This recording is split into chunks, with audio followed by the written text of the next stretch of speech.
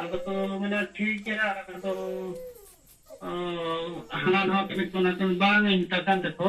ᱱᱚᱣᱟ ᱫᱚ ᱟᱹᱵᱤᱱ ᱵᱩᱡᱷᱟᱹᱣ ᱠᱮᱫ ᱠᱷᱟᱱ ᱫᱚ ᱟᱹᱵᱤᱱ ᱦᱚᱸ ᱱᱚᱝᱠᱟ ᱜᱮ ᱦᱚᱲ ᱟᱨᱦᱚᱸ ᱞᱟᱹᱭ ᱟᱠᱚ ᱵᱤᱱ ᱤᱱᱟᱹᱜ ᱵᱤᱱ ᱠᱟᱹᱢᱤ ᱫᱟᱲᱮᱭᱟᱜᱼᱟ ᱪᱮ ᱵᱟᱝᱟ ᱢᱟᱱᱮ ᱦᱚᱸ ᱚᱱᱠᱟ ᱞᱤᱧ ᱠᱟᱹᱢᱤ ᱫᱟᱲᱮᱭᱟᱜᱼᱟ ᱟᱫᱚ ᱢᱤᱫ ᱫᱷᱟᱣ ᱨᱮᱫᱚ ᱵᱟᱹᱞᱤᱧ ᱠᱟᱹᱢᱤ ᱫᱟᱲᱮᱭᱟᱜᱼᱟ ᱚᱱᱠᱟ ᱟᱠᱚᱣᱟᱜ ᱢᱮᱱᱫᱚ ᱢᱤᱫ ᱫᱷᱟᱣ ᱨᱮᱫᱚ ᱚᱱᱟ ᱠᱟᱹᱢᱤ ᱫᱚ ᱵᱟᱭ ᱦᱩᱭᱩᱜᱼᱟ ᱚᱱᱠᱟ ᱞᱮᱠᱟ ᱟᱠᱚᱣᱟᱜ ᱢᱮᱱ ᱫᱚ ᱱᱟᱦᱟᱜ ᱚᱱᱠᱟ ᱟᱨ ᱡᱟᱦᱟᱸ ᱛᱟᱵᱚᱱ ᱟᱵᱚ ᱥᱮᱸᱜᱮᱞ ᱠᱟᱯᱴᱮᱱ ᱠᱚ ᱵᱮᱱᱟᱣ ᱠᱟᱱᱟ ᱩᱱᱠᱩ ᱫᱚ ᱚᱱᱠᱟ ᱜᱤᱧ ᱢᱮᱱ ᱟᱠᱟᱫ ᱠᱚᱣᱟ ᱩᱱᱫᱤᱱ ᱠᱷᱚᱱ ᱟᱵᱚ ᱠᱟᱹᱢᱤ ᱟᱠᱟᱫ ᱟᱵᱚ ᱟᱨ ᱵᱚ ᱧᱮᱞ ᱟᱠᱟᱫᱼᱟ ᱟᱨ ᱟᱹᱰᱤ ᱦᱚᱲ ᱱᱚᱝᱠᱟ ᱵᱟᱠᱚ ᱜᱚᱲᱚᱜ ᱠᱟᱱᱟ ᱛᱚ ᱱᱤᱛᱚᱝ ᱟᱵᱚ ᱱᱚᱣᱟ ᱟᱵᱚ ᱵᱟᱰᱟᱭ ᱠᱚ ᱡᱩᱫᱤ ᱟᱵᱚ ᱱᱚᱣᱟ ᱵᱟᱵᱚ ᱠᱟᱹᱢᱤᱭᱟ ᱵᱟᱵᱚ ᱥᱮᱸᱜᱮᱞ ᱠᱟᱯᱴᱮᱱᱚᱜᱼᱟ ᱮᱱᱠᱷᱟᱱ ᱫᱚ ᱚᱠᱚᱭ ᱠᱟᱹᱢᱤᱭᱟ ᱟᱫᱚ ᱠᱚ ᱢᱮᱱᱟ ᱴᱷᱤᱠ ᱜᱮᱭᱟ ᱟᱫᱚ ᱚᱱᱠᱟᱜᱮ ᱟᱫᱚ ᱯᱷᱳᱱ ᱯᱷᱟᱱ ᱛᱮᱜᱮ ᱱᱟᱦᱟᱜ ᱱᱚᱝᱠᱟ ᱫᱚ ᱜᱟᱯᱟᱞᱢᱟᱨᱟᱣ ᱦᱩᱭ ᱟᱠᱟᱱᱟ ᱟᱹᱞᱤᱧ ᱱᱚᱝᱠᱟ ᱤᱭᱟᱹ ᱧᱟᱯᱟᱢ ᱠᱟᱛᱮ ᱢᱟ ᱵᱟᱝᱟ ᱟᱫᱚ ᱩᱱᱠᱩ ᱠᱚ ᱢᱮᱱᱟ ᱴᱷᱤᱠ ᱜᱮᱭᱟ ᱟᱫᱚ ᱚᱱᱠᱟ ᱠᱟᱛᱮ ᱜᱮ ᱱᱟᱦᱟᱜ ᱩᱱᱠᱩ ᱫᱚᱞᱤᱧ ᱠᱮᱯᱴᱮᱱ ᱟᱠᱟᱫ ᱠᱚᱣᱟ ᱡᱚᱛᱚ ᱦᱚᱲ ᱥᱟᱶ ᱜᱟᱯᱟᱞᱢᱟᱨᱟᱣ ᱠᱟᱛᱮ ᱜᱮ ᱟᱫᱚ ᱚᱱᱠᱟ ᱞᱮᱠᱟ ᱫᱷᱟᱨᱟ ᱟᱫᱚ ᱜᱚᱢᱠᱮ ᱟᱹᱞᱤᱧ ᱫᱚ ᱚᱱᱩᱵᱷᱚᱵ ᱫᱚ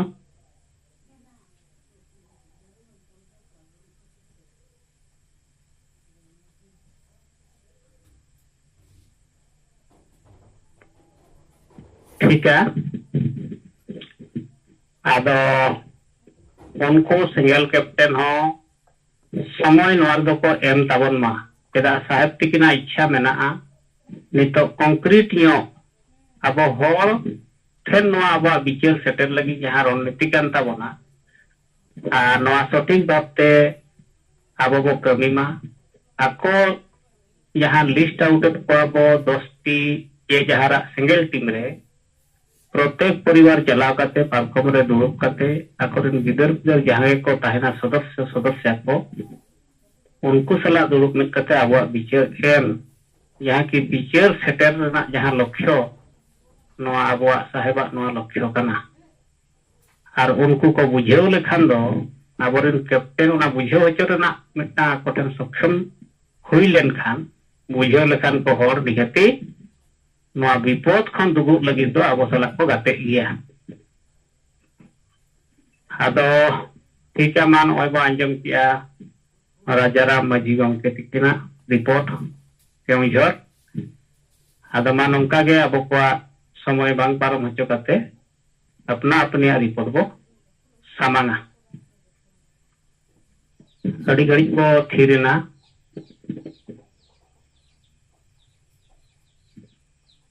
अब ठन दो अड़ीगान कमी समाज लगिते गंके तिकिन किन एम का बोना जहाना चेतान लगे तेहन अब कमी चला कान गया अब ठिकेया मेनखान बाबन रोड़ा एनखान नोआ अब अड़ी बेस बाय हुयु कना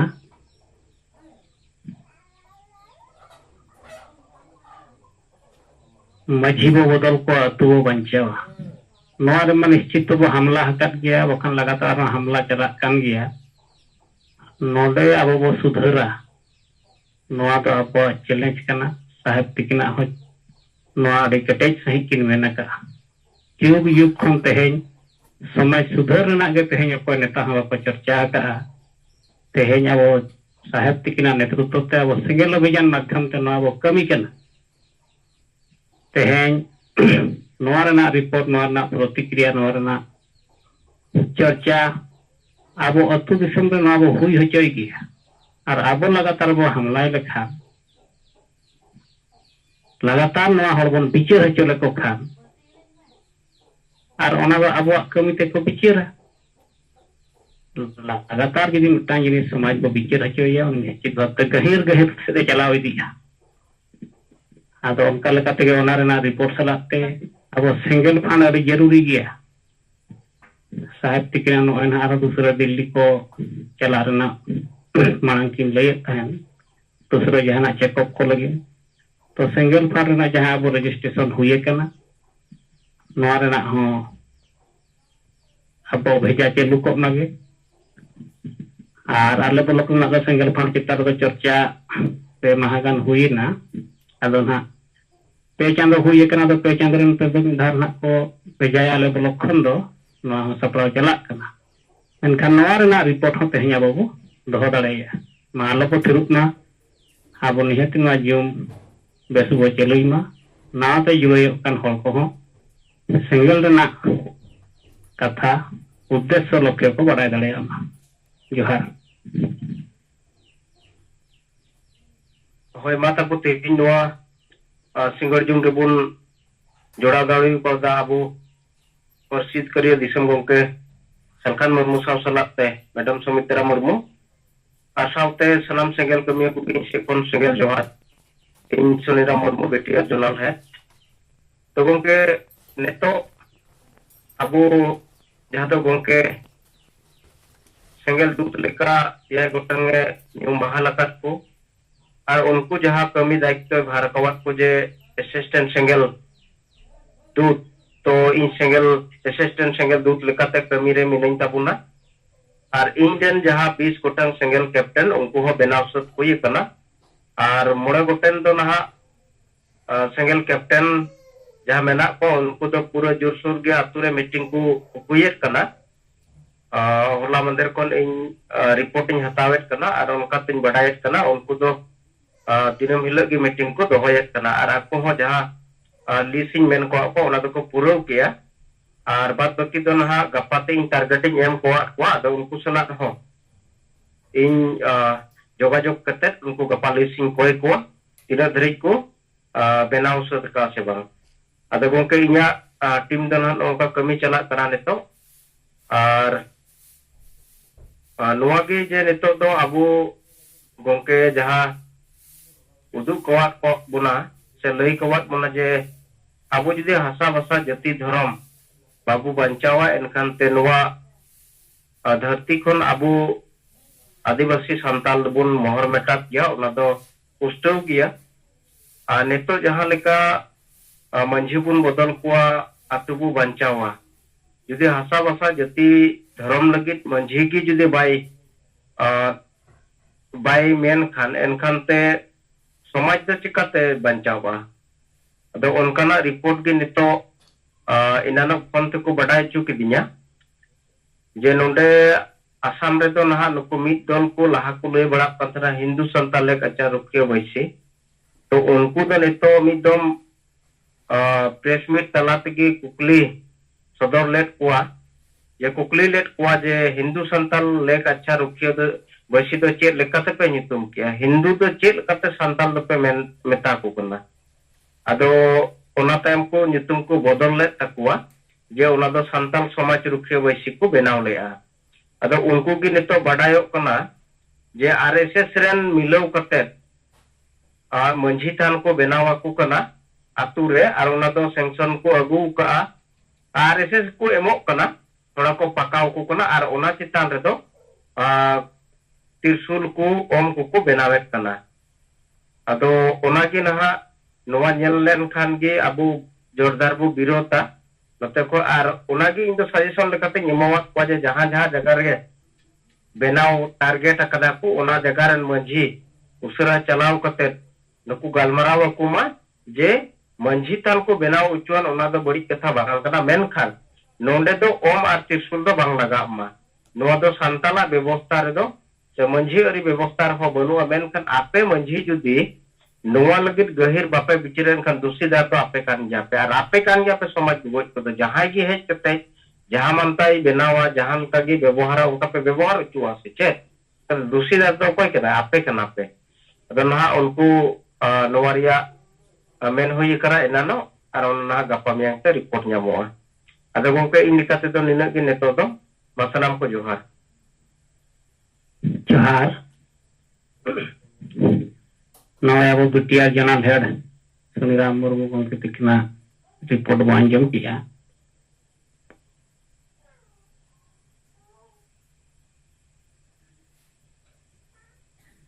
अदमा आराम का गावरियन नेता को रिपोर्ट जारी बोलो होय मा अब साहेब तिकिन किन लय का बना आजादी दो कोई ते दो बाको एमो आजादी दो और तुत अगु हुई लड़ाई ते हुई मेनखान ओना लगी तो अब जहां जुमिद बनाव रकब कमी भरिया किन एम का बना नवा सिंगल कैप्टन माध्यम ते नवा संभव ᱟᱫᱚ ᱚᱱᱟ ᱞᱟᱹᱜᱤᱫ ᱛᱮ ᱢᱟ ᱟᱵᱚᱨᱮᱱ ᱱᱮᱛᱟ ᱠᱚ ᱨᱤᱯᱳर्ट ᱟᱨ ᱟᱵᱚᱣᱟᱜ ᱠᱟᱛᱷᱟ ᱠᱚᱵᱚ ᱫᱚᱦᱚᱭ ᱢᱟ।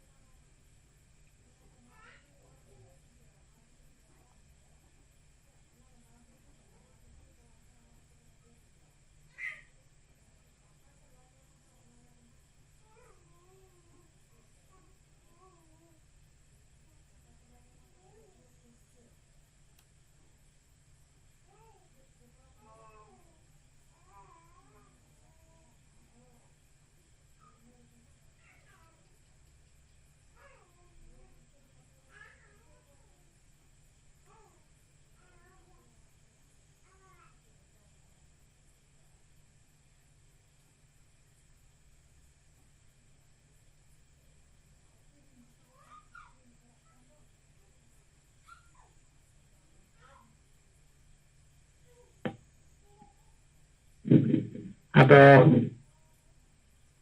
ᱢᱟ ᱛᱟᱵᱚ ᱩᱱᱟᱹᱜ ᱱᱮᱛᱟ ᱢᱮᱱᱟᱜ ᱵᱚᱱᱟ ᱵᱟᱵᱚᱱ ᱨᱚᱲᱟ ᱮᱱᱠᱷᱟᱱ ᱪᱮᱦᱨᱟ ᱢᱟ ᱵᱟᱭ ᱵᱩᱡᱷᱟᱹᱜ ᱠᱟᱱ ᱜᱮᱭᱟ। ᱟᱫᱚ ᱚᱱᱟᱛᱮ ᱢᱟᱥᱮ ᱟᱵᱚ ᱥᱩᱵᱷᱟᱥ ᱪᱚᱱद्ᱨᱚ ᱢᱟᱨᱰᱤ ᱜᱚᱢᱠᱮ ᱛᱤᱠᱤᱱ ᱞᱤᱧ ᱱᱮᱦᱚᱨ ᱠᱤᱱᱟ ᱚᱱᱛᱮᱱᱟᱜ ᱠᱟᱛᱷᱟ ᱠᱚ ᱨᱤᱯᱳर्ट ᱠᱚᱵᱚ ᱟᱸᱡᱚᱢᱟ। ᱥᱩᱵᱷᱟᱥ ᱪᱚᱱद्ᱨᱚ ᱢᱟᱨᱰᱤ ᱜᱚᱢᱠᱮ ᱢᱟ ᱟᱹᱵᱤᱱ ᱠᱟᱹᱴᱤᱡ ᱟᱸᱡᱚᱢ ᱦᱚᱪᱚ ᱵᱚᱱᱟ।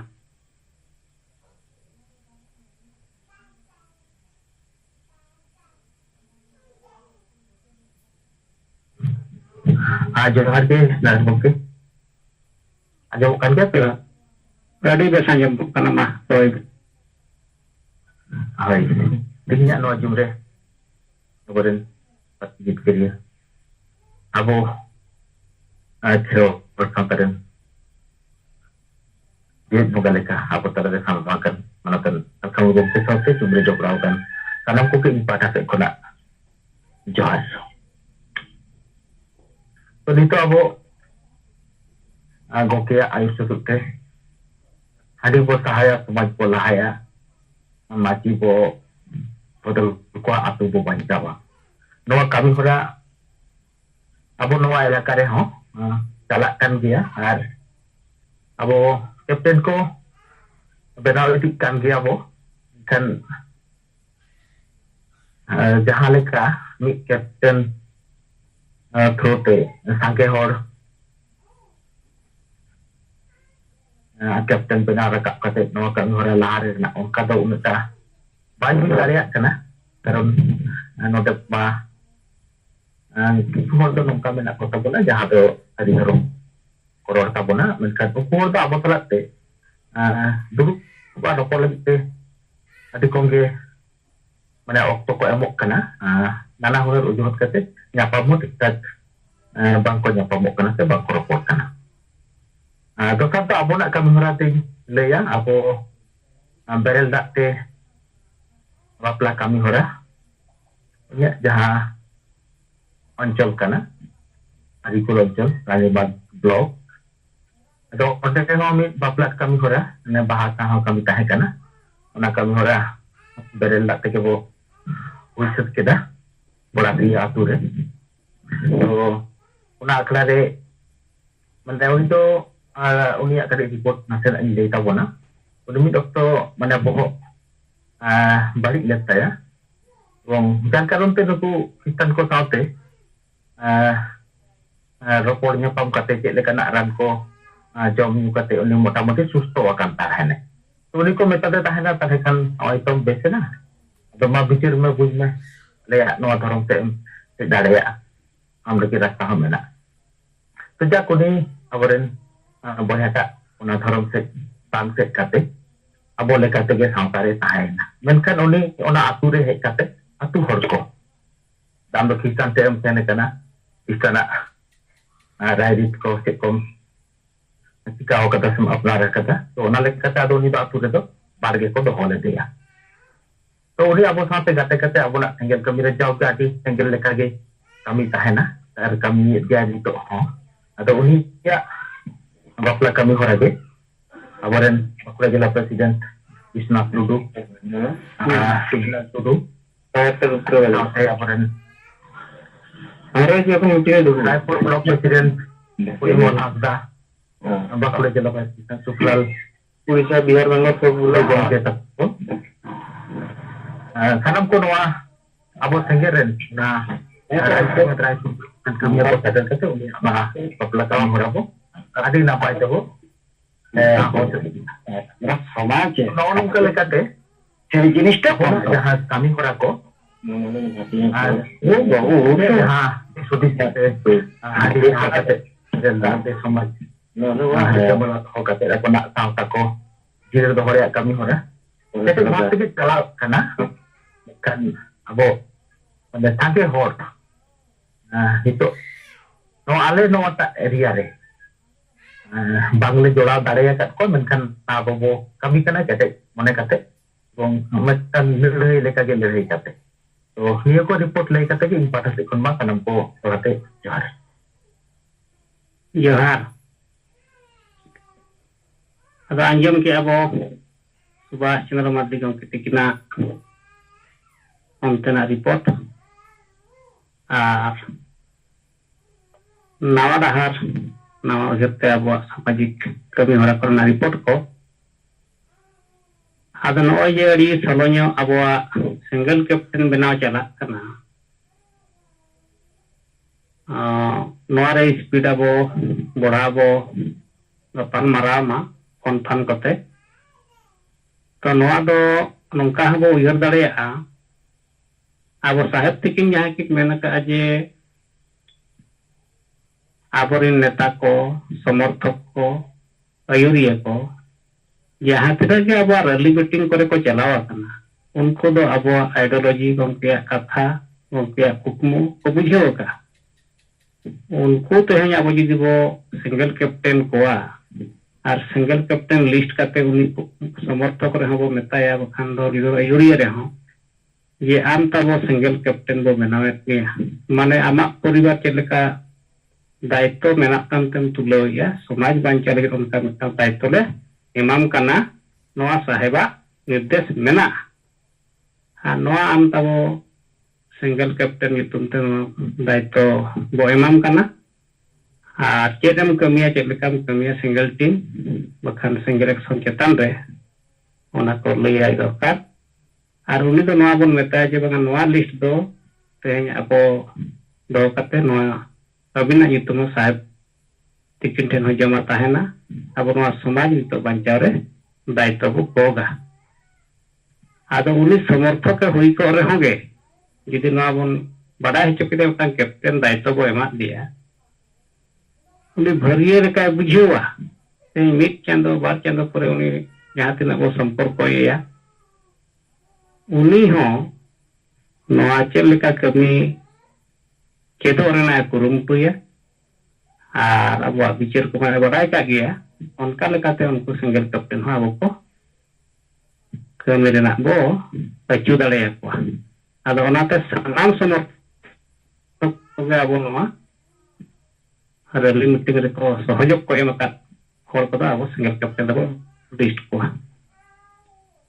ada ma noa kami gota ge abo bo spira ada ma noa salate arho abo ren aima neta ko selet mena bona abo report bo dohoya ada tim itu abo samar kintu ka tabona Ganesh Chandra gongke tiki ma unkina katha bo anjema अच्छा मा सनाम को जोहार ito no single jung res sadarakan awran jiwat mga sankan mo saute menam sumita murmu ariya rajuran sadarakan single kami ko sanam ko ge unpata se kana gun man sarao ar johar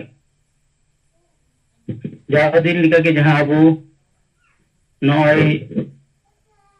single puribar single captain binaw re ya kami ko kana ar ona saate abu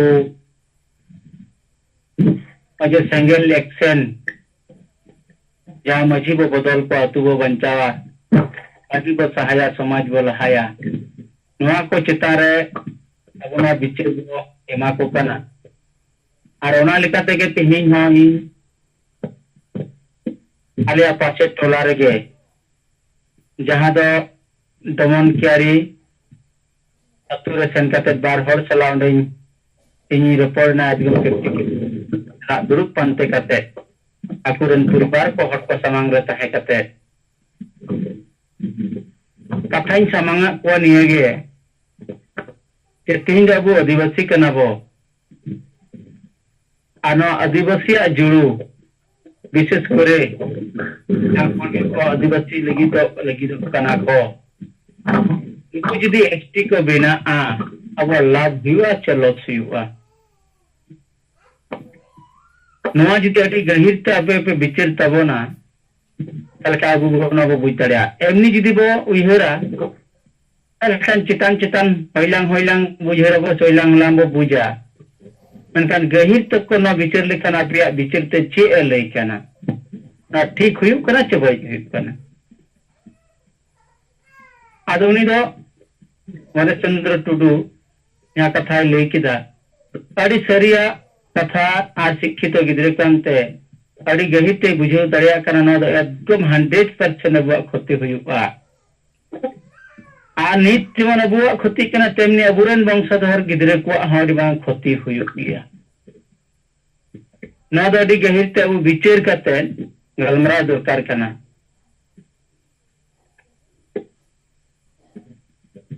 atau unre noa arok sabrakap kira di joto atu tula korege abu judi noa bichira aburan shikkito gidre menak kowa master menak kowa daktar menak kowa acha maji baba menaya mahila ko hinaya henak kowa pokko bipokko jono protinidhi henak kowa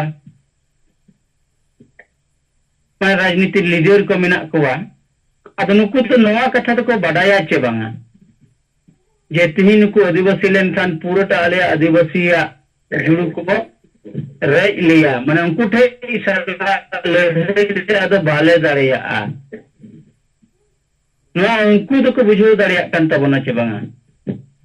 ado noa re uni jawab le ge banga ekdom jotto hor ko na to ko buj dareya kana jidi jotto hor ko buj dareya kana noa katha mengan buj kete ho cheda bo thir kan abu ama judi sab kami biga jayega jahan tena ko hataw tama am buj ketem thir kuwa otem lei baya je ama mi biga jayega ko hatawe tama amem lei baya je ondena jayega to kore jain kan nyel go kam se ona chitar re chi action hataw dorkar kana ona hoyi dorkar kana manga ona re lei dorkar kana जहां सला कीमा थाना रे अभियोग ना M दरकार कना आदो नोआ दो कोई कोरावा जहां संपत्ति कना ठीक ओंका गे होज ती अब जति जुड़ु करे एबुना कम बेसी जत्तो हर बो बुजिआ लेकिन तो अबु की बांग कना ओकोय अब मने ते तीनो अबु तला ना रोड गलमरा बाई कना बिचर बाई कना जो हर बड़ा ठीक करते हर के लिए को कान लिखा या कुर्बी आदिवासी जुड़ी को रेजे बोना निने टुकु बो मेन काना अदना एकदम बांग ठिकु कान तबना नो दो एकदम अतु टोला करे गलमरा हुई दरकार काना आदमी जहां नेतृत्व के नित हबी तना बा हुई काना मजी बाबा तुरन मालिक काना तो चेदा नो बाय होय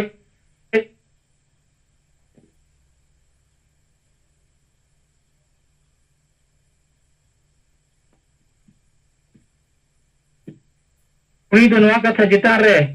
उन्हें गहीर ते बाय बुझुआ जे नवा तो दुड़ुब पांते कते विचार दरकार काना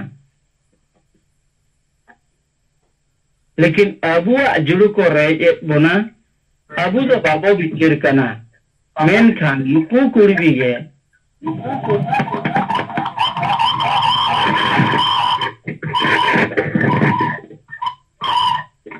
दिन दिन के कुर्मी समाज मेन कते आर जुमित कते आपको दाड़े को उदुएआ इन रेल मीटिंग धरना एमन की सरकार विरोध रह रेल पट्टी को हदुड़ कते नो को प्रतिवाद को दिखाव की आजुमित को उदुए ताको मेनखान अबु तो अबु जुड़ू बो रजो कना अबु तो बाबू बनाव दाड़िया कना नोआ दो किंतु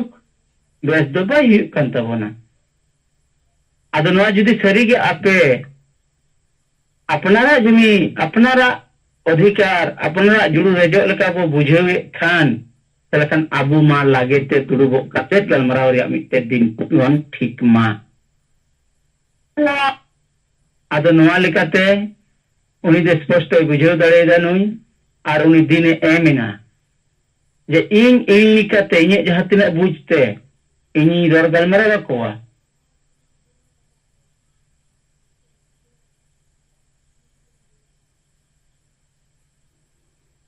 ये कथा इन ले कोवा मेनखान इन तीना इन बुझेव दाड़े को चे बांगा परवर्ती नेक्स्ट शनिवार हिलो इन जहां तीना हरिन दाड़े को बिसिमाम 10 जन हर इन टारगेटिंग दोहयेआ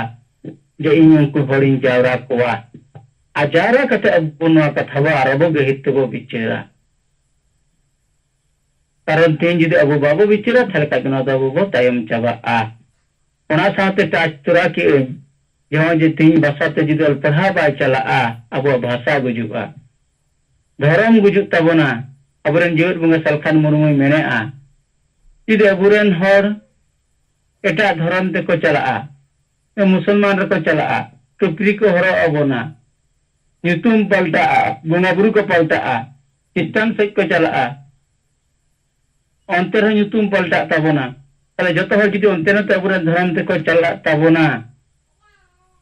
ᱟᱵᱚᱣᱟᱜ ᱫᱷᱚᱨᱚᱢ ᱨᱮᱭᱟᱜ ᱢᱚᱨযাᱫᱟ ᱛᱟᱦᱮᱱᱟ ᱪᱟᱵᱟᱜᱼᱟ ᱟᱨ ᱜᱟᱯᱟ ᱫᱤᱱ ᱟᱵᱚᱨᱟᱜ ᱵᱟᱯᱞᱟ ᱵᱤᱦᱟᱹ ᱠᱚᱨᱮ ᱫᱚ ᱩᱱᱠᱩ ᱯᱩᱨᱳᱦᱤᱛ ᱩᱱᱠᱩ ᱜᱤᱨᱡᱟ ᱨᱮᱱ ᱪᱟᱨᱡ ᱠᱚ ᱯᱟᱫᱟᱨ ᱠᱚ ᱩᱱᱠᱩ ᱠᱚ ᱦᱮᱡ ᱠᱟᱛᱮ ᱟᱵᱚᱣᱟᱜ ᱵᱟᱯᱞᱟ ᱠᱟᱹᱢᱤ ᱠᱚ ᱛᱚᱨᱟᱣᱟ ᱟᱫᱚ ᱱᱚᱣᱟ ᱯᱮ ᱠᱩᱥᱤᱭᱟᱜ ᱠᱟᱱᱟ ᱟᱯᱮ अदो नोआ तो नीले अजे बांग नोआ दो बांग ठिको काना अदो बांग ठिको कान खाज दो अबू नोआ एहब ते लगा बोना अदो ताला ताला रे नोआ मिटे कथा रका भेजना आर मी दुडुब लेना नी ले क्या जे नोआ लगी दो जुमी दो लगा बोना जुमी के तो बाबू जुमी दो काना न हो जुमी दो लगा बोना आर जुमी दो लगी ते मिटे यूरिया हो दरकारवा जहां बांग जहां आतोरन यूरिया दरकार आतोरन ते खुंटी दरकार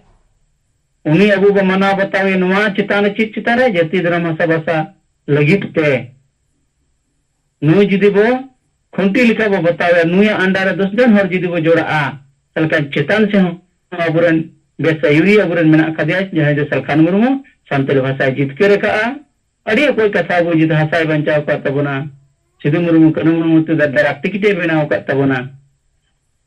नुआ को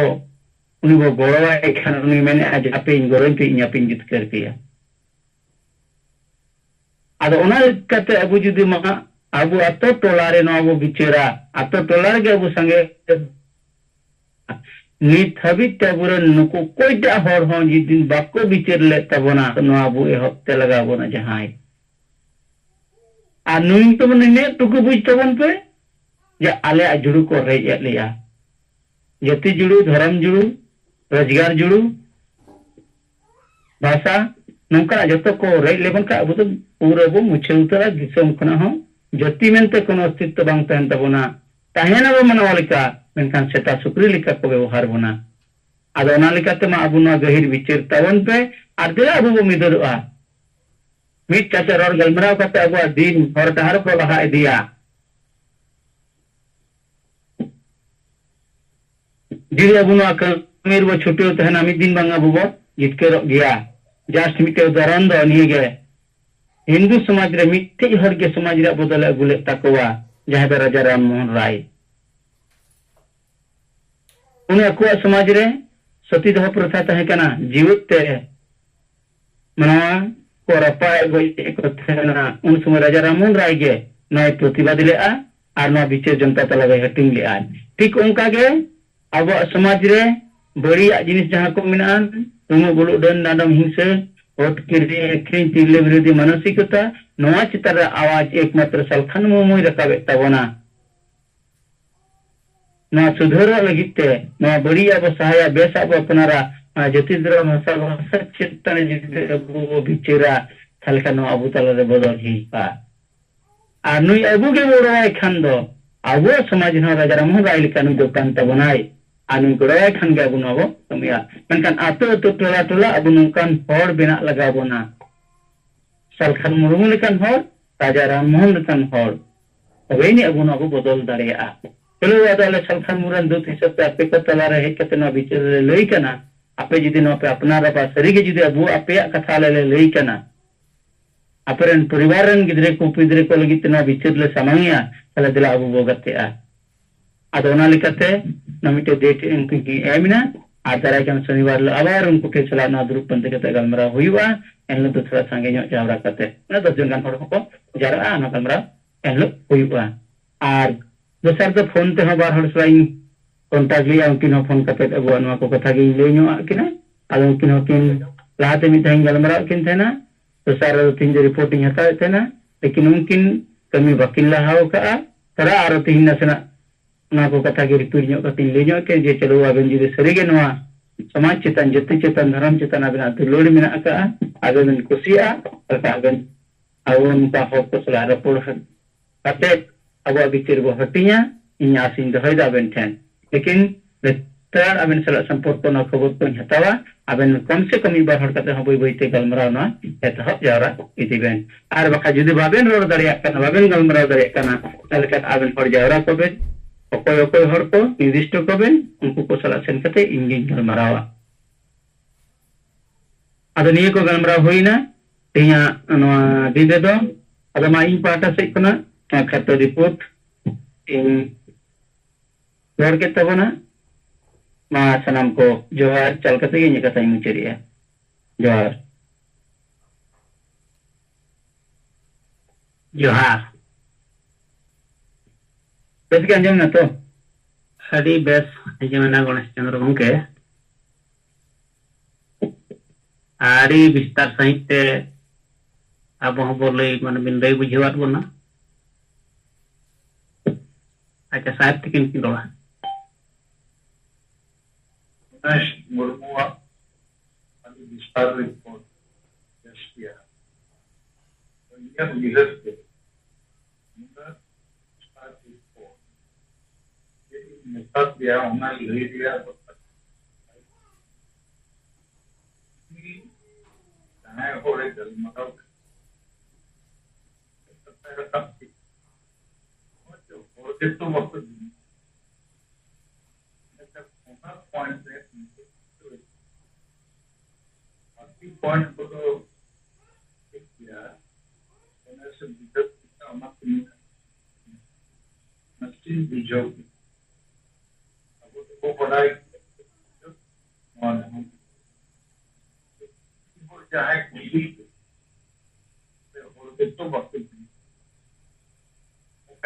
उन्होंने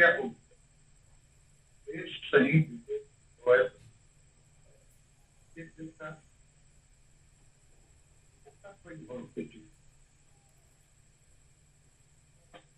इससे आम अब वो अवसर से जब lagi bang boro dengan kita. Mau ketahu besar bang pada ya. Tambang pulau am lekade jete atur maji bawa mena. Buku orang baku boro. Kalau orang awal mena. Jakri jiwi mena. Maji राजनीति baku. Atau am jadi nore boro kan. buat rumah bayang jumlah kena. Kalau Buat bayang jumlah kena.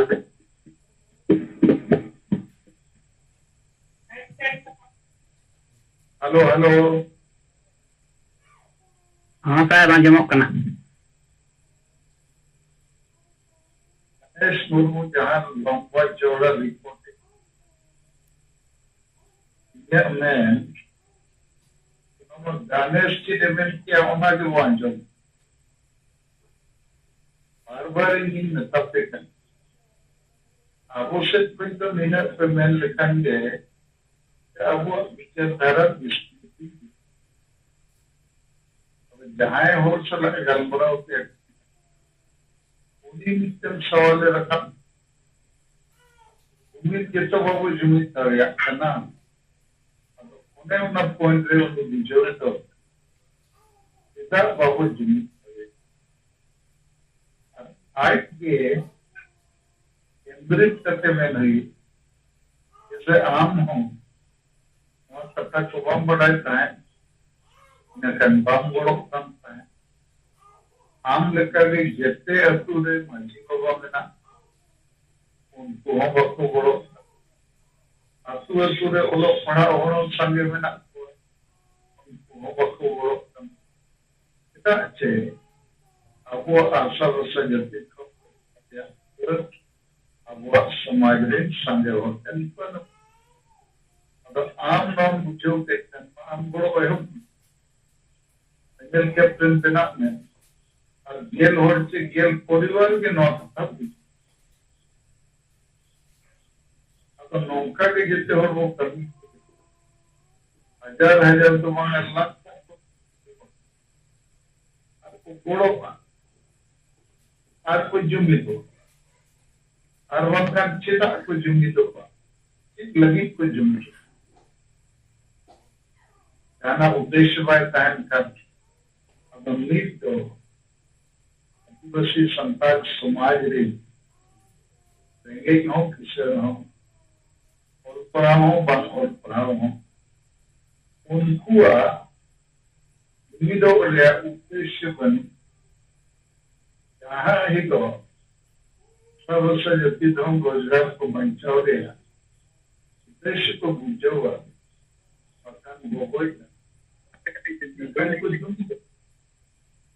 Now point से तंत्रे अब ये आपके को नहीं दिया NST की रिपोर्ट नहीं किया लेकिन रिपोर्ट तो आजा रिपोर्ट नौकरी में था में ये क्वेश्चन हो रहे उत्तर तो मैं मत आपके को थोड़ा बहुत ध्यान है कोई सलाह वो घर मराओ उन्हीं कथा से उन्हीं ओका पॉइंट रे থাকে उन्हीं ओना पॉइंट रे प्रोवाइड दो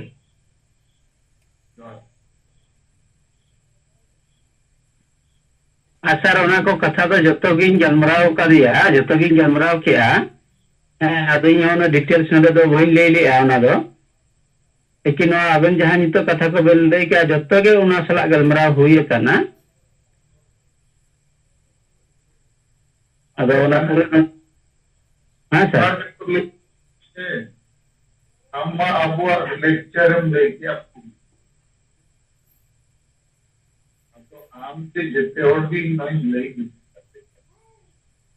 एक रिपोर्टिंग में लेट होता है इनर लेट होता है चाहे को सलाह को गलमराव कर उनको कथा 75% के 85% लेगा अपना कथा तो 10% 20% around the 80% lay किया ओनाजिम लिया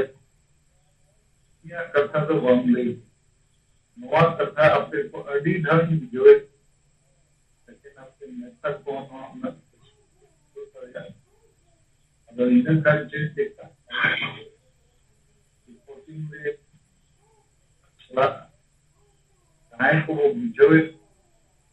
वो कथा वो अंजुम बाड़ी वो कथा वो अंजुम हमारे उत्तर वो अंजुम लेकिन बाकी हो ये था ठीक है सर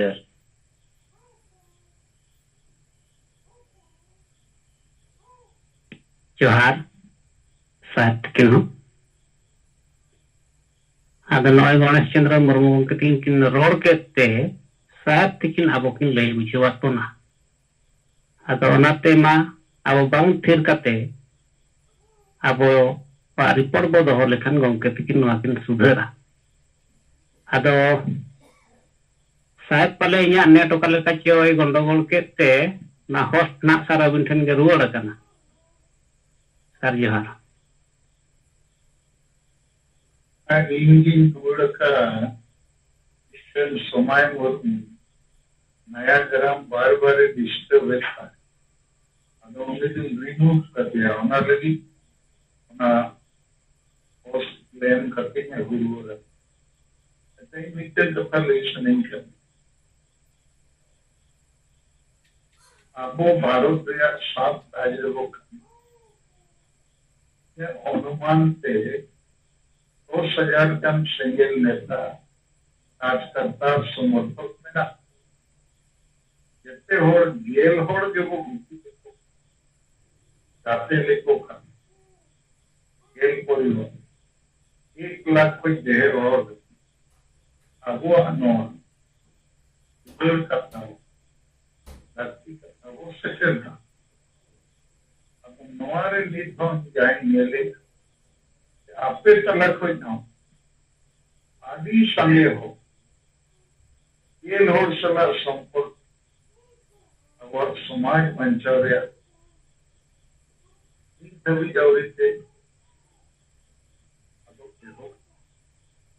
मुआगे एक मात्र हो हर वंका न वो 20 साल को जंगल अभियान माध्यम अधिकार रैली में रेल रोड चक्का जाम के इनका अति विश्वम दिन हो बकुगुड़वा वन नीत तो बकुगुड़वा को कारण उनको अबुआ करता सही बकु बढ़ाई कार्य करता पूरा भी अबुआ करता बकु सेटल कार्य अगर मैं जितने हो गए आपे 3 नवा नेता नीति नहीं कमी और स्मरण कमी में वहाँ खेल नवा हो खेल परिवार यूट्यूब कौन बंचा है जितने हो ना तो वो ताड़िया पे हुई और बंखन अब वो 10 साल 20 साल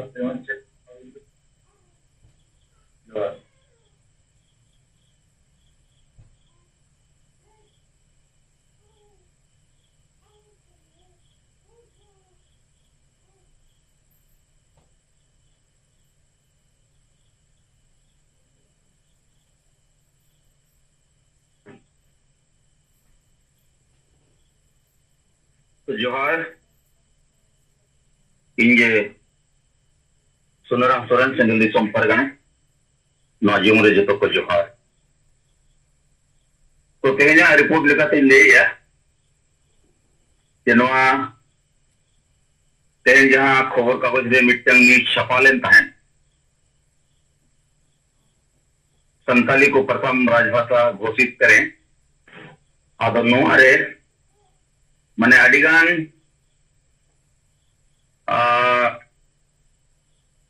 माने आबोरिन और एटा को थोड़ा फोन करते नुको आको प्रतिक्रिया बढ़ाई नामेना और उनारे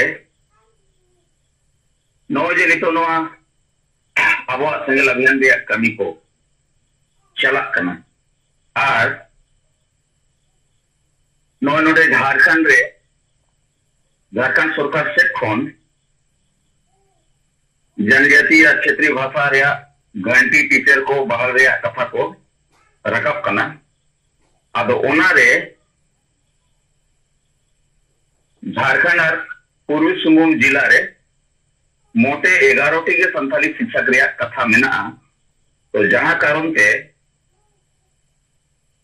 आवश्यक खन न खबर कागज रे छपायन खान कोड़ा फोन को हेजना और उनको सला गपलमाराव हुई ना आदो नोआरे बारिया प्रोफेसर सला इन न्यापामेना मिडी दो प्रोफेसर गुमदे वाडी और प्रोफेसर बाबूराम सोरेन आदो नुकिन सला गपलमाराव एहोब दो नोआ संताली भाषा शिक्षक नियुक्ति से खन के गपलमाराव दो एहोबना मेनखान ओना गलमाराव अब जहां आदिवासी सेंगल अभियान जहां एजेंडा मेना नेता नीति रणनीति रेया जहां एजेंडा मेना नोआ लेकाते उनकिन ओना गलमराव से दिन इदी केत किना जहां रे उनकिन अकिन नोआ कथा बताओते हुई ना जे सरी गे आबोरिन आदिवासी संगे और नोए जे नोआ कथा जहां एजेंडा मेना झारखंड संताली राजभाषा मेना सारना कोड लागू मा और कुणबी को एसटी बेनाव खन बो ठाकेट कोआ तो नौकाना गलमराव को दो अतुरे बाय गे कना और ओल पराव होड़ हो नोआ को कथा बाको गलमराव अदो जुदी ओल पराव होड़ बाको गलमराव और अबिनो बना होड़ प्रोफेसर कना भी तो अबिनो अतुरे बिन तहेना और कॉलेज रे बना होड़ गे गिदरे को स्टूडेंट पढ़ाई को मेनखान नो जे संताली विभाग रे प्रोफेसर कना बिन और आबोरिन गे ओना कॉलेज रे को पढ़ाव कना और नितोगा समय रे झारखंड सरकार से जहां गे हुई आबो जदि नो आबोरिन गिदरे कॉलेज रे को पढ़ाव कना और झारखंड सरकार आबो खिलाफ गे फैसला हताया तो नुकु भविष्य दो चेत हुआ अद ओनारे नुकिना अडी गहिर प्रतिक्रिया तो नोआगे कना जे आबो दो आबोरिन होड़ को चावाए बोना अदो इन गलमरा नोति इदी किया नोआ को चेदा हुयु कना मेनते और हुयु रे कारण दो चेत कना कारण जतो होड़ के बोल लई जे समाज रे आगे कमी कना जहां पार्टी के हुयु चे जहां आदिवासी नेता के हुयु अदो कथा नोडे को नहीं योग किया नो जे अब परिवार मेना आबोरिन हो गिदरे को मेना को मेनखान अब परिवार से आबोरिन गिदरे को जोतो ओड़ा रिनगे अब परिवार सला बो दुलेड़िया और ओना कारण ते आबोरिन गिदरे को लगी आबोरिन बहु बेटी के लगी सीनियद अब वो कमाया और उनको लगे गया बोले तार वो उयरिया माने दो अब परिवार वो दुलेड़िया अदो जहां तुलना रे अब परिवार अब वो दुलेड़िया उना तुलना रे अब नोए जे अब जाति धर्म आशा भाषा इज्जत आबादी रोजगार चाषबास ये अब आदिवासी समाज पाले चेराना हो बाबू दुलेड़िया जहां कारण ते ओका आतुर हो ओकारे हो आबोरेन माजी आराम को से पारगना को से जहां गे समाज सेवी को ओकार हो नौकाना गपलमराव बांग हुयुकान आबो दो बो गुजु गया आबो दो बो आदो गया अदो नोआरिन जिम्मेवारी दो ओकोय अदो नोआरे उनकिना मेन लेका ते दो आबोरेन राजनीतिक नेता को आर ओल पढ़ाव होड़ हो तो नोए जे अबिन मा बना हो प्रोफेसर कन गया बिन जतो कथा बिन बुझोया मेनखान नौकाना कमी रे अबिना घोड़ो से आरो ओल पढ़ाव होड़ा जति घोड़ो बाय निया खान तो अब मा नियल में ते अब समाज वो गोजे लेखन कथा कना ᱟᱫᱚ ᱚᱱᱟᱨᱮ ᱟᱵᱚᱣᱟᱜ ᱡᱟᱦᱟᱸ ᱠᱟᱛᱷᱟ ᱢᱮᱱᱟᱜᱼᱟ ᱠᱟᱛᱷᱟ ᱫᱚᱠᱤᱱ ᱠᱩᱥᱤᱭᱟᱫᱟ ᱢᱮᱱᱠᱷᱟन ᱱᱚᱜᱼᱚᱭ ᱡᱮ ᱱᱟᱦᱟᱜ ᱜᱟᱛᱮ ᱨᱮᱭᱟᱜ ᱢᱟᱢᱞᱟ ᱨᱮ ᱟᱨ ᱩᱱᱠᱩ ᱟᱹᱠᱤᱱᱟᱜ ᱠᱚᱞᱮᱡᱽ ᱨᱮ ᱥᱴᱩᱰᱮंᱴ ᱥᱟᱞᱟᱜ ᱜᱟᱯᱟᱞᱢᱟᱨᱟᱣ ᱨᱮᱭᱟᱜ ᱠᱟᱛᱷᱟ ᱤᱧᱤᱧ ᱢᱮᱛᱟᱫ ᱠᱤᱱᱟ ᱡᱮ ᱟᱹᱵᱤᱱ ᱡᱟᱦᱟᱸ ᱛᱤᱱᱟᱹᱜ ᱥᱴᱩᱰᱮंᱴ ᱠᱚᱞᱮᱡᱽ ᱠᱚ ᱵᱤᱱ ᱯᱟᱲᱦᱟᱣᱮᱫ ᱠᱚᱣᱟ ᱠᱟᱢ ᱥᱮ ᱠᱟᱢ ᱩᱱᱠᱩ ᱠᱚ ᱥᱟᱞᱟᱜ ᱱᱚᱣᱟ ᱠᱟᱛᱷᱟ ᱠᱚ ᱜᱟᱞᱢᱟᱨᱟᱣ ᱵᱤᱱ ᱟᱨ ᱟᱞᱮ ᱦᱚᱸ ᱥᱚᱢᱚᱭ ᱨᱮ ᱦᱚᱦᱚ ᱟᱞᱮ ताकि आबोरिन ऑल पढ़ा पढ़ा को तलारे नौकाना यदि गपालमारा बांग हुआ एनखान नुकु दो गुलाम लेके को तहेना जहां लेका आबोरिन माजी और परगना को अब गुलाम लेको दो अकातुन अदो नोआरे पॉजिटिव कथा दो नोआ गे नि बुझो क्या नोआ कथा रे उनकिन जे सेंगेल छड़ा सलखान मुर्मू छड़ा जहां नौकाना बिचार और कथा दो बाको लेया और सारी गे अब दो गुलाम कते को दो अकात बोना अदो माई से खोन रिपोर्ट दो नियगे सलाम को जोहार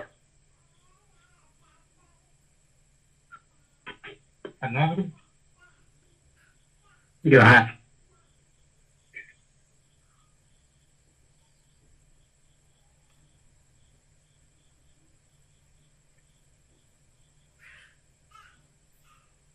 हाँ तो सुनराम सोरेन ताबो जहाँ दिसोम सेंगल परगना तिकना रिपोर्ट को अंजम किया तो आर नसेना थोड़ी ले रिपोर्ट दो तेहन आबोरिन नोआ सरायकेला खारसोआ जॉन दिन जहाँ दो मास्टर खेला मुर्मू सेंगल कैप्टन और पंप कैमरोम सेंगल कैप्टन सलाते बोकारो जॉन रिन राम कुमार मुर्मू तो इन नोइन गलमराव किया नोए जे अब सेंगल कैप्टन बनाव रकाब रे कमी होरा चला कना मेनका नोआरे रिजल्ट आम नियामो कना अदो अब वो कमी ऐसे बबो कमिया तो नोआ बांग बड़ाय ᱧᱟᱢᱚᱜ ᱠᱟᱱᱟ और जूम करे हो बाबो अटेंडेड कारण ते रिपोर्ट हो चेनो बाय बड़ाय ᱧᱟᱢᱚᱜ ᱠᱟᱱᱟ तो नौका ले दो अब नोय जे 100 रिया टारगेट जहां मेना नई चांदो मुचाद ते तो फिर चेक लेकारे पूरा अदो ओनारे खेला मुर्मू मास्टर और एम्प एमरोम नुकिना जहां कोटा मेना 20 होड़ कते सेंगल कैप्टन अब ओनारे गेल गोटे सेंगल कैप्टन दो अंप हेमब्रम पास्ता सेट खन को बनावा कना जहां दो ना कुलुडी सेंटर कते और मास्टर खेला मुर्मू सेट खन दो निया 2 दिन 3 दिन भीतर को कंप्लीट हुआ उनका के राम कुमार मुर्मू सला नोआ गैर थोड़ा गपालमारा होना लगी तो हुई ना नो ऐसे क्रिया कमी रे हेलिया ताने होला मादे तो इन बढ़ाई किया मेनखान आज लागे रुएन कारण से बई यपम दरिया तो तेनी फोन ती गलमराव किया और फोन ते गलमराव कते बुझो किया आदो आजे मेन किया 3 दिन भीतर ते 20 टी सेंगल कैप्टन बनाव रकब को मेनते ओना कथा मेना कवा दिया और चेक को ले को चेक को गलमराव को ओना कथा होलिन गलमराव किया अदो मा साहम को दोहराते जोहार जोहार जोहार गे अंजम कना हाँ मोहन हंसदा गमके अड़ी बेस अंजम कना मारोड़ भी ठीक है मा तेई में सिंगर जो मीटर सेलेक्ट करना को कोसे गीत करे जो गंगा सरकार मुर्मू सला मैडम सुमित्रा मुर्मू सलाते 7 राज्यरन सनाम संगीत लीडर और कार्यकर्ता को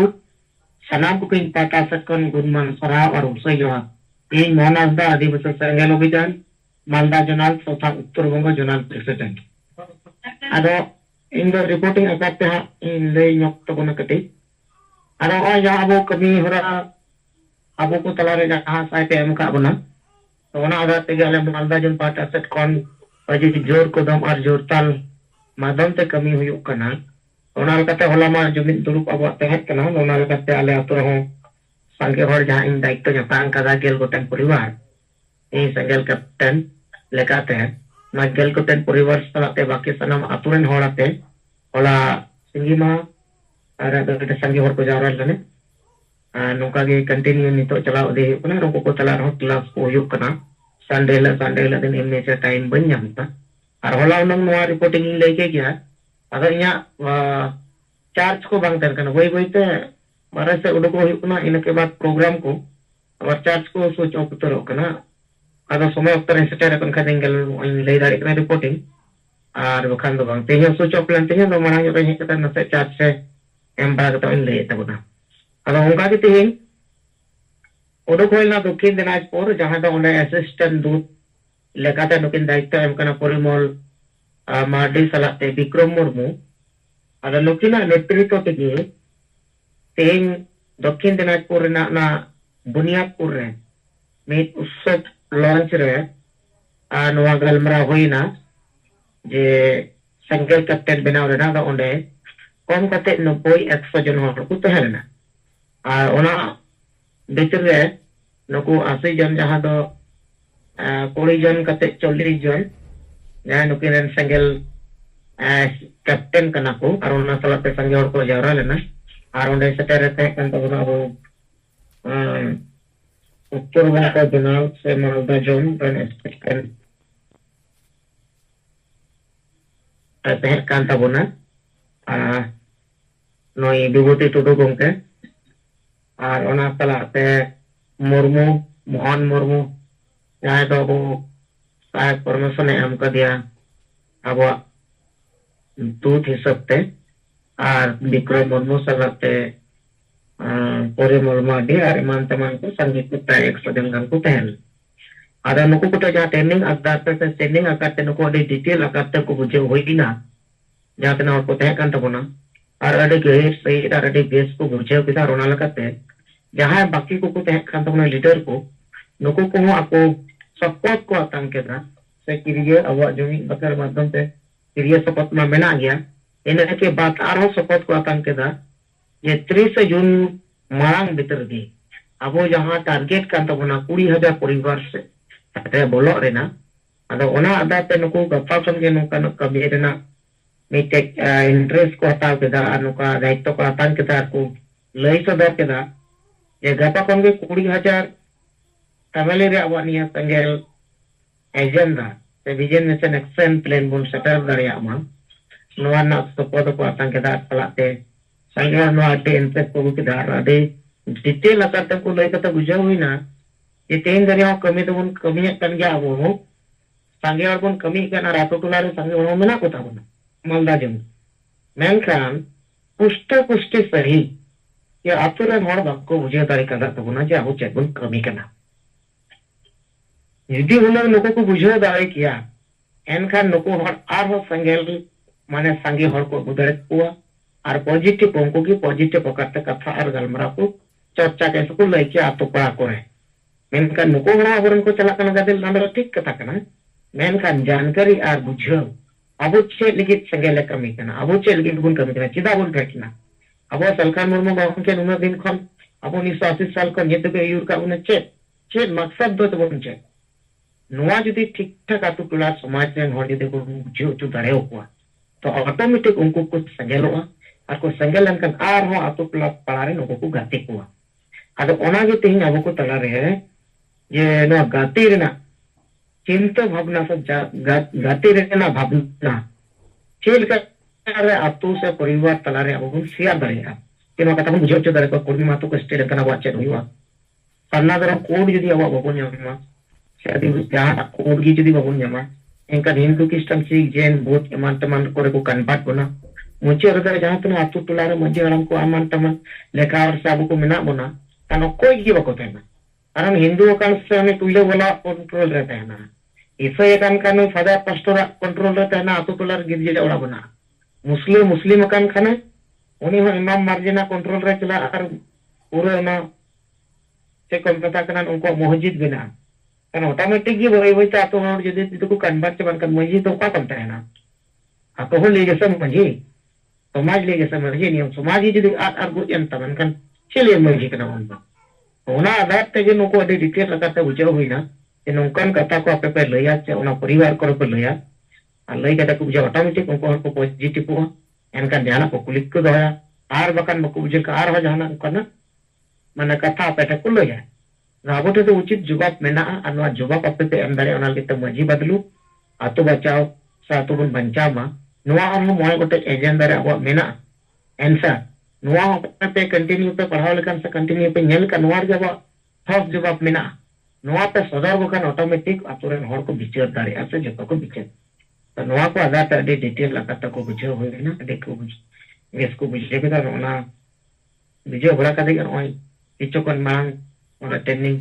कोन किछु कोन मांग हो आलिन सटर रखना ओला को और गप्पा उनका के गप्पा उत्तर दिनाजपुर रे मेना गलमरा उत्तर दिनाजपुर लीडर को सला इटार ब्लॉक को लीडर को सला गलमरा मेना और मी दफा मांग उनको सला ते गलमरा हुईना गलमरा कते हा नोटे हा अब मालदा जोन लेनी कंटिन्यू रनिंग करना आशा कनाले अडी लगे 30 जून मांग के जहाना रिजल्ट दो हा अली नोटे परिवर्तन जाम दाया आदा ठीक है मा sana ko bi impacta sa kun man sarawar mindo dola ma sana ko ja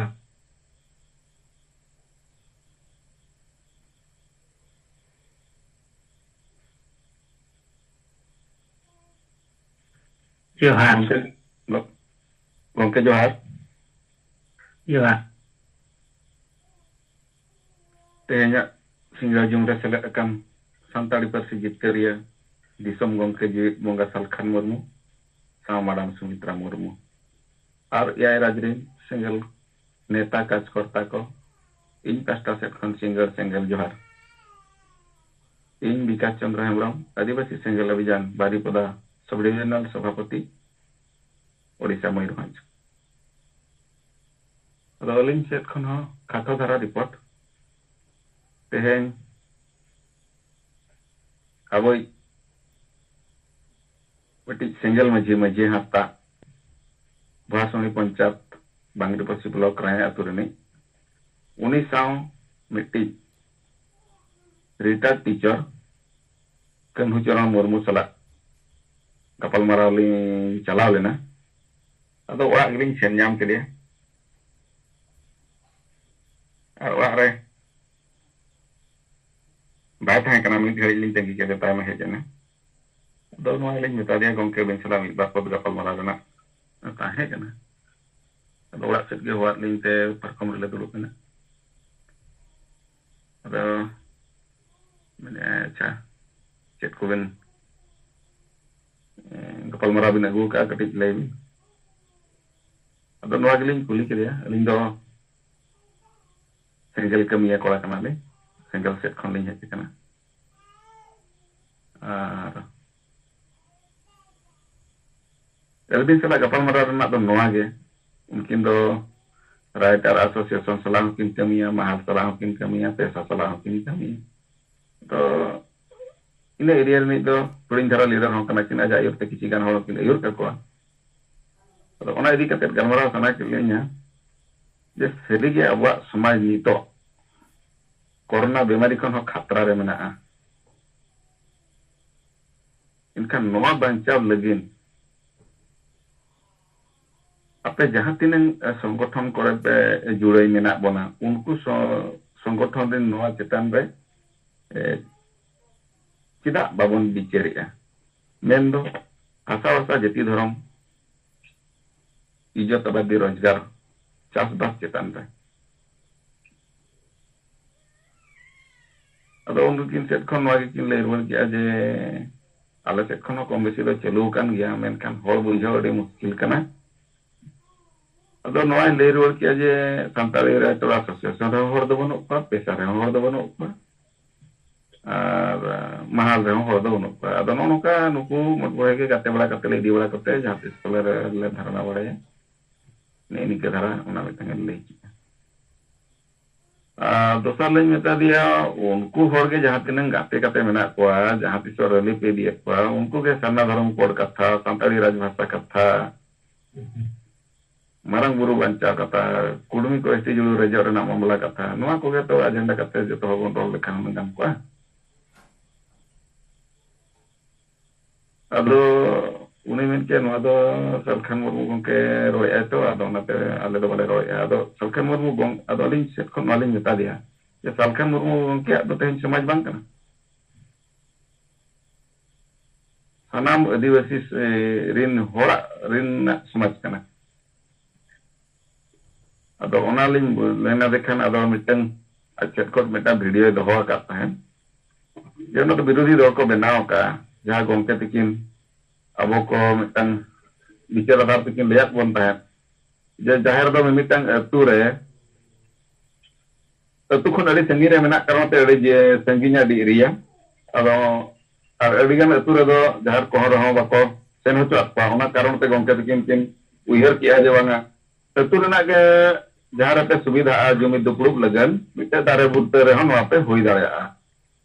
jahar bang chala kate mane jahar babon chala re hon mite dare butte re hon hui darea noa lona mite video re ro kan idi kate ona do jahar babon chala kat kate ako negative ona video do ko benao ka ado mena gongke ma jahar chala mane ya to ona tege ho achala re bako kate kana no kadra kin leche adole beta dia mase ona video dekhabi ona dekhawat linya tapore alin set khon ona sampurno gongke tikin jahakin ror ka je jahar bang chala kate noda jumit dupur huyu'a je jahar bang chala na karon chet kana ar aboren boga buru do seringe marang buru jahar kana ken bukan marang buru kan ge kino kana video ko total jahan tinak gongke tikin kerol ka ona kuni dekhawabe to time do thire na kian kane mene bangan itu do singgala bujan ke kami kena ar jitkar ho Salkhan Murmu gongke ke jitkar dare ai onka lei kia tayam last train wa men kia je jadi joto ko single cawak khan ale hole singelok ge ar men chikaya singelok tege huyu'a no kadra lei kia ado gongke lin metai kana gongke jahan tene abo kin lay kawat bon nito ora lo kana abo 2 din pore bo bancao se ona do songe sang bancao huyu'a ado songe sang bancao huyu'a ma kata kin lay ke ado nito ho onka ge ora lo salak soman abak somaj mena'a ado nito ge no bancao huyu'a bana abin chet bin mene ado ona cita rada her kete bikin rola jeling golo utero am ka bikin rola ado jauh noa karon te uni skin sela nyapam rena karon do abwa against te bakan abwa negative te etak ko ten kon prochar bala anjamoa ar unku hor sela kichi gan ako sela re gate menak ko ona karon te unkin sela nyapam rena do ado thik ya mi prokar te unkin noa rena jawab do thik linya ma ina dosar do noa jaha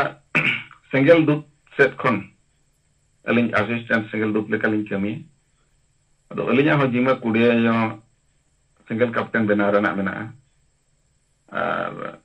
alin set kon do kudia jo single captain benau complete dia ko ona mut kon bangri posi block reni single pargana Bhilu Murmu ona kudia jo kon uni mit hor mena ado unkin phone tege kin jaha linya je ekin ho gel परिवार दो लेकिन single team लेका लेकिन बेना हुई से तका अदो उनका के बाद बकी होना रिपोर्ट बाद बाय बड़ा है ना कोप्ती पदा ब्लॉक सरत में जहां से केस पड़ा तो अब सागराम स्टूडेंट गोंके ओदे हो no kude jon bunt khon menaya ado uni chalali call bala kia untena report na basi tra kana kai cholo Murmu udula ado eno na untena report badai katen ha aling na jum regari report awna ado thik gaya gongke ma khato macha report ale recent khon sanam ko do hate macha re johar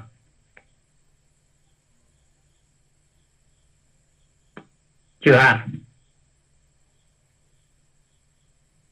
आदो नॉय अबो विकास चंद्र हेम्ब्रम गमके इतना report को बो आंजम किया